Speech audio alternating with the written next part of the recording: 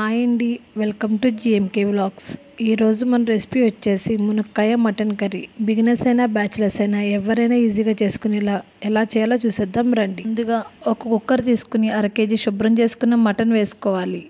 దీనిలోకి 1 tea spoon అల్లం వెల్లుల్లిపాయ పేస్ట్, 1 టీ స్పూన్ పసుపు, 1 టీ స్పూన్ ఉప్పు వేసుకుని అంతా ఒకసారి కలిసేటట్టు కలుపుకోవాలి. ఇప్పుడు 1 గ్లాసు వాటర్ పోసుకొని కుక్కర్ పైన మూత పెట్టి 3-4 విజిల్స్ వచ్చే వరకు విజిల్స్ తెప్పించుకొని పక్కన ఉంచుకోవాలి.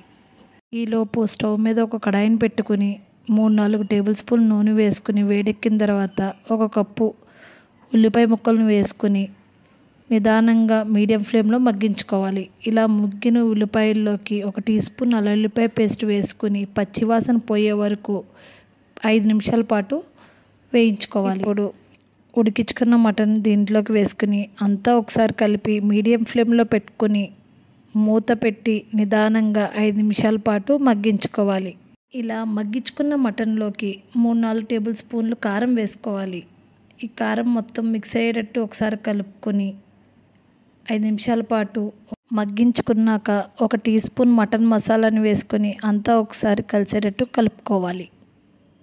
2 మీడియం సైజు ఉన్న ములక్కాడ ముక్కలని వేసుకొని అంతా ఒకసారి కలిపి 5 నిమిషాల పాటు మగ్గించుకోవాలి.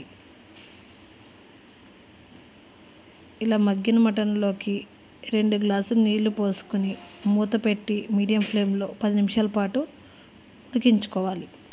ఇలా ఉడుకుతున్న మటన్లోకి చివరిలో 1 టీ స్పూన్ గరం మసాలా పౌడర్ని వేసుకొని అంతా ఒకసారి కలుపుకొని 5 నిమిషాల పాటు మగ్గించుకుంటే ఎంతో టేస్టీ అయిన ములక్కాయ మటన్ కర్రీ రెడీ. ఇలాంటి మరిన్ని రుచుల కోసం జిఎంకే వ్లాగ్స్ని సబ్స్క్రైబ్ చేసుకోండి.